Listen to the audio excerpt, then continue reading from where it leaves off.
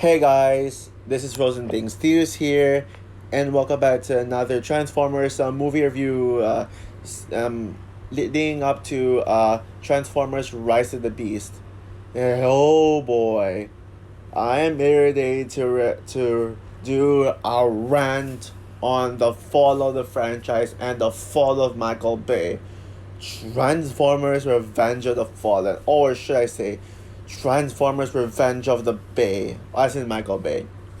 So, Transformers Revenge of the Fallen is the second installment in the Michael Bay Transformers or Bayformers franchise. Came out in the year 2009, the same year as Avatar, the masterpiece, and also in Glorious Bastards, District 9, and The Hurt Locker, Op 9, Fantastic Mr. Fox, and all those masterpiece films. And is directed by Michael Bay and is written by Aaron freaking Kruger. I had to mention this, bring up his name because, I mean, he's not just a writer. He is someone who I'll talk about later. And stars the returning cast of Shia LaBeouf, Megan Fox, Josh Duhamel. Forgot to mention. I think I forgot to mention his name in the first film, or was he in the first film? I don't remember. I don't care. Tyrese Gibson, John Turturro, Kevin Dunn, Julie White, and a new cast, which is Isabel Lucas, and tells the story. Basically, Sam Witwicky goes to college, and he has a normal life until he's targeted by the Decepticons, and yada yada yada, and yeah, he's targeted by the Decepticons, and now they must they must get back into action, and yeah, and the Fallen comes to Earth fight fight this. No, you know what? Screw it. There is no story at all. There is none at all. So yeah, this movie. Oh my god. Now the first Transformers movie, I think, is one of the most overrated movies I've ever seen. It is just so boring, and I don't like it. Now, I mean, I'm actually neutral towards Transformers itself, the source material. I thought the animated film was decent, I mean, and I kind of like the lore of it all. I mean, you already know how much I love Bumblebee. I literally mentioned it many times in my review of the first movie, so it's a no brainer that it's a no brainer that I still keep invested. I'm still invested in these Transformers movies. That even though they're bad, I'll still watch these films. But when it comes to this film in particular, fun fact, guys. When I first watched the Transformers movie for the first time, when I was introduced for this one, my parents, my dad specifically, did not show me this movie. Because he despises it. My mom actually enjoyed this movie. My mom enjoys it, but my dad hates it so much that he tried to not make me watch this movie. He only showed me the first Transformers and Dark of the Moon, the two best Michael Bay Transformers movies. And with this one, yeah, I didn't really see this one until like a few years later. I don't even remember when I saw this movie for the first time. Oh wait, I think it was in 2017, before the last night came out, or I think before. I saw this one prior to the last night, between Age of Extinction and the last night. Yeah, that's when I watched this movie for the first time, and I was like, okay, this is fine. It's not that bad. Like, because I did have the best mindset back then, so no surprise that I would actually like this movie. Like, I mean, no surprise that I actually like this movie because it's of the brain dead action and the music, I guess. So, but I figured that something was wrong, something was not right about this movie, and I couldn't really figure it out. Yeah, I will admit, I knew that the story was bad, but I didn't. Usually, bad writing don't doesn't really affect the film. Like, for me, it always depends on my enjoyment. So I mean, I'm still like that to this day. I forgive bad writing if I forget bad writing if I don't enjoyment. But when it comes to these terrible Michael Bay action movies, I mean, it's hard to find enjoyment with a few exceptions like The Rock, Armageddon, and Ambulance, they're pretty dumb, but I like them. I don't even think they're bad written. I think they're just good films on their own. But when it comes to this one in particular, yeah, it's just really hard to enjoy it because it's just boring and too reliant on just explosions and very lousy action scenes. And oh boy, yep. And now, as for my current thoughts on Revenge of the Fallen, I gotta say this right now, this is the worst Transformers movie I have ever seen. Yeah, period. It makes Age of Extinction and The Last Night look like masterpieces in comparison. How in the hell do people defend this movie? I hear people say that actually defend this movie and say that this movie is underrated. I'm not gonna defend the other films that gets more hate like Age of Extinction and The Last Night because they truly do deserve the hate. But I would rather watch those two Transformers movies as any day over watching a millisecond of this movie. And it sucks that some people actually say this movie is better than Bumblebee. Like they say Bumblebee's overrated and this was underrated. No, I think it's the other way around. Yeah, I think Bumblebee is underrated. I'll talk more about that before. Maybe I'll shut up. I'll try to shut up about Bumblebee until I be able to get to that review. But yeah, I think this movie is far deserved of the hate. The hate of this movie is deserved because this movie is really bad. And based on my research prior to recording this rant, I actually know that there was actually a writer's strike back in 2008 when this movie was in production. Basically, I know there is currently a writer's strike now, due to Hollywood writers not getting any paid, but but it's actually not as bad as the writer's strike before. Back then, based on what I know, I think the writer's strike back then what is far worse, where writers aren't allowed, what as writers wouldn't be allowed to write movies at Hollywood, which is why Quantum of Solace was a failure. Because which is why Quantum of Solace sucked, because there was no writing, so they had to throw in things as much as possible and make the laziest effort out of it. This one, Aaron Kruger was credited to write this movie, although based on what I know, there was no script at all. And yeah, this movie did have a writer, Aaron Kruger, and who wrote all the Transformers sequels. Yeah, Aaron Kruger is one of the worst writers in Hollywood. He just sucks. He actually did write. I actually don't hate the writing for Darker Than the Moon, but anyway, and also he wrote Top Gun Maverick. He was involved in the writers' room, which honestly, I mean, I I kind of remember it just now that Aaron Kruger actually wrote it, but did he actually do something?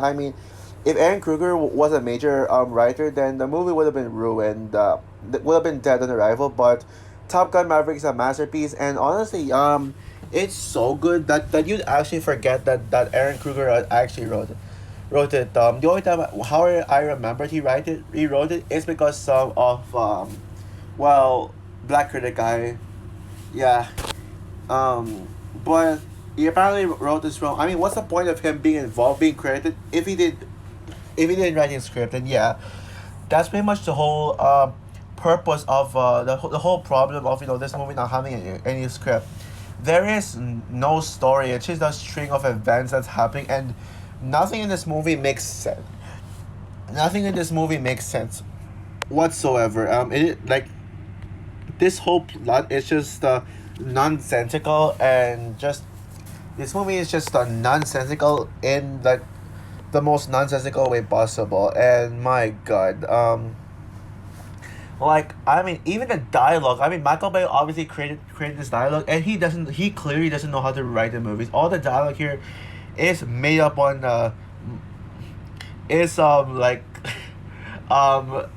bad. He clearly doesn't know. Look at this horrendous dialogue in this movie. Suck my popsicle. You picked the wrong planet. Give me your face. I rise, you fall. No, no. Yeah. What kind of dialogue is that in the end?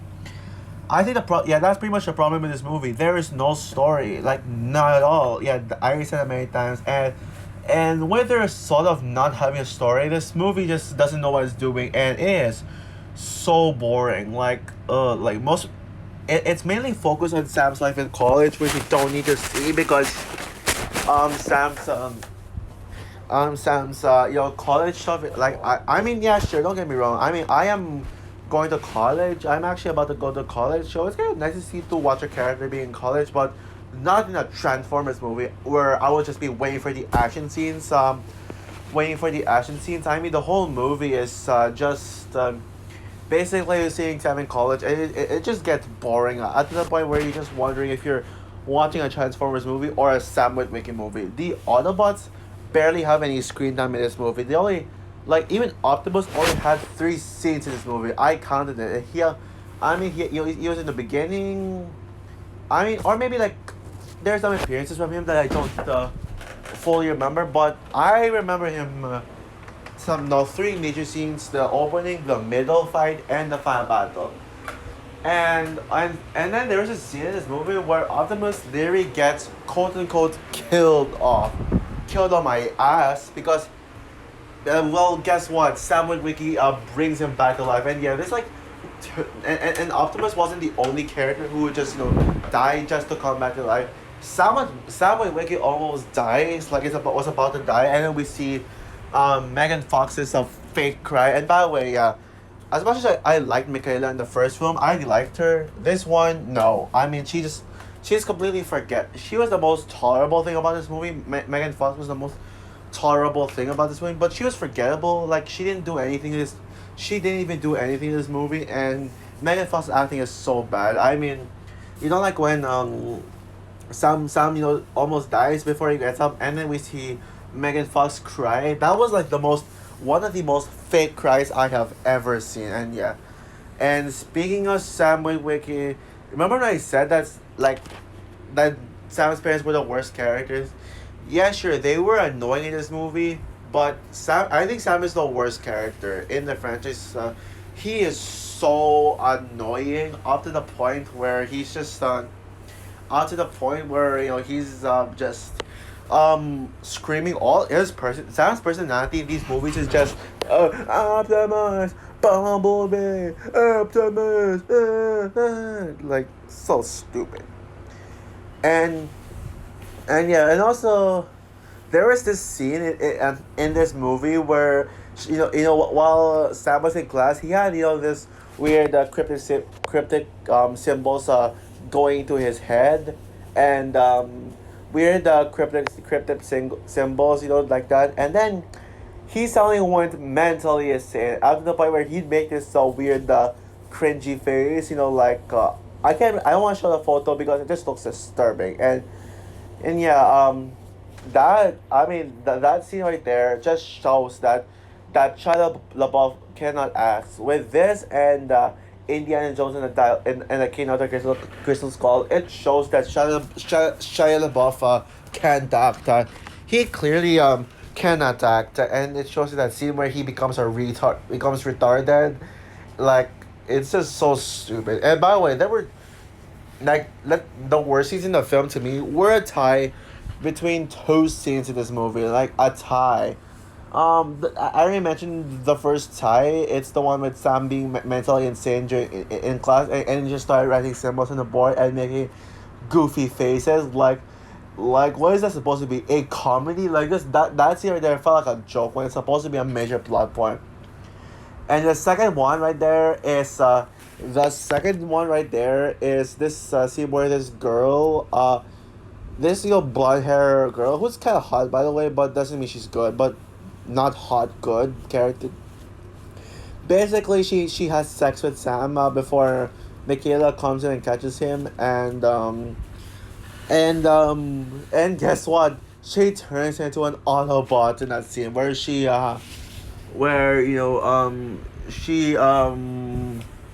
like just turns into a Decepticon. Like, it is like, what is that CGI? And talking about CGI, oh my goodness, the CGI in this movie is absolutely terrible. Like, where do I even start with this fake CGI? Like, the CGI in the Autobots is is kind of bad. Like, Optimus had received such a downgrade, and it was a Bumblebee. And yeah, Bumblebee, Megatron is also bad. The CGI, but I think the worst ones are the new Autobots. I mean, they look so bad. Like, they look so stupid. And the Fallen, like, yeah, we gotta talk about the Fallen because he's literally in the title, Revenge of the Fallen. Like, when I first heard the title for this movie, I was like, what the actual hell is this title? Revenge of the Fallen. What? So, what is this? This guy's gonna get revenge by falling down.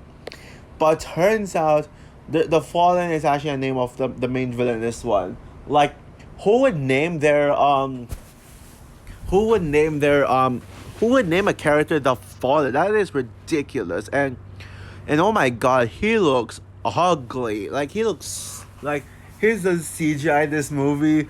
This is sign. Bleh, bleh, bleh. Oh my god, he looks disgusting. And he's also completely forgettable because he's not in the movie until the first act, until the final act. And also he was there in the first 30-second montage, which by the way had some ugly shootings in there. And this movie is ugly looking anyway, but I think when it comes to the ugliness of the cinematography, that opening montage, oh my god, it looks like what like it makes you question: Are we actually watching a Transformers movie? Oh wait, Optimus does we hear Optimus? So yeah, this is Transformers, but it was just weird. And and yeah, the fall is forgettable, and also, like, there's actually some Autobots that were less lazily decided and copied from other Autobots. Like, there's this character, Autobot, who looks exactly like the Fallen. So basically, when you see him on screen, you'll be like, oh, is he supposed to be a villain? Why is he so comedic and stuff? Like, is he supposed to be a villain? Yeah, it turns out he's not the Fallen. He's like uh, a good guy, but he looks exactly like the Fallen. So it clearly doesn't make sense. And also, why unnecessarily bring Megatron back from the dead? I mean, he's already dead. Just leave it to be. I mean, yeah, fine. Maybe it's fine because he's a robot. I mean, it's not as stupid as, bringing back Shredder in Teenage Mutant Ninja Turtles 2, Secret of the Ooze. Remember that? Yeah, it's not as stupid, but I mean, Megatron that doesn't need to be a returning villain. I mean, he's just kind of pointless, and he keeps coming back and back and back. Where later on he just be pointless. He was pointless in all the other Transformers films, and yeah, okay, is there anything else I want to say? Oh yeah, I don't know. Oh yeah, the action scenes. Oh wait, no, I'm still talking about the Autobots. I talked about how Optimus was barely in the movie, but let's talk about Bumblebee. Oh my goodness, Bumblebee in this movie is just ruined. As you all know, Bumblebee is my favorite of the Autobots, but in this movie he was stupid and retarded, and he kind of went out of character. Like, he's just, I mean, every time we see him, he's just so stupid, and like, just like Optimus, we don't see him like that much. We only see him. I only remember seeing him in the climax, and I only remember seeing him in like the opening scene where Sam talks to him about going to college, and then he just be stupid. Yeah. And now let's talk about the action scenes. Oh my goodness. This right here is the start of the Bayism's action. Like, Michael Bay action where we see all the explosions and shaky cam and just badly edited and choppy out to the point where you have no idea what's going on. And that clearly shows with the first action scene, the one at Shanghai, where like that introduction is basically just that is basically just an introduction of what Michael Bay can do when he takes full control of the movie. I hear people say that Michael Bay didn't take too much control of the first movie. It was mostly the studio interference, but because of the first one's success, Michael Bay took all the control he had for the first movie, and that's where we get the introduction of shaky cam, explosions, and just being hard to follow, and all the shaky cam, and you don't even see what's going on. I mean, shaky cam can be a style and can be done right if you at least know what's going on. Take a look at Born Ultimatum, for example. That movie had shaky cam, but it was good. But it didn't affect the movie because you still knew what was going on, even with the shaky cam, and they used it as a style, not just for random thing. And but this one, yeah, I mean, it doesn't really stop there. I mean, the action scenes in this movie are just so lousy and yeah, so lousy, so lazy done. Like, and also, yeah, all the action scenes in the movie suck. There's not a single good one. I mean, I would say the forest fight is the good is the tolerable action scene, the best one, but it's ridiculously overrated in my opinion. Not a fan of that forest scene. There was an action scene like at Sam's house where like this weird the tiny Decepticon appears and then attack Sam and then there was an action scene with Bumblebee versus that tiny Decepticon. That action scene at Sam's house was really unnecessary. It didn't need to be an action scene. Like there was no need. And oh yeah, the final battle of this movie. Oh my god. Never have I been bored with a final battle more than this. Like I mean, I usually enjoy final battles in movies. Sometimes final battles is the best I think, even though I don't like it. But this one, this is one of the most anticlimactic and boring final battles I have ever seen put to film. Like, it is just so boring, and yeah, I just really wanted this movie to end. Even that, the action scenes with that little kept me awake, but I mean, I was actually watching this movie with a sleepy mind, and because of how boring and draggy and long it is, like I actually fell asleep, and I don't fall asleep in movies. Well, except that one time I fell asleep in a plane while watching a movie, like back in 2015, but that's something else. But in this one, yeah, I literally fell asleep like, 1 hour in after, basically after the forest fight. I mean, I just fell asleep because I was just so tired, and also the movie didn't do anything to keep me awake, and when I woke up, I was in a scene where when Sam was like drawing symbols on the grass, and then they get transported into Egypt. How did they get transported into Egypt? I don't know, cause because this movie doesn't make sense. This movie has so much random thought. Like, everything in this movie is just an afterthought.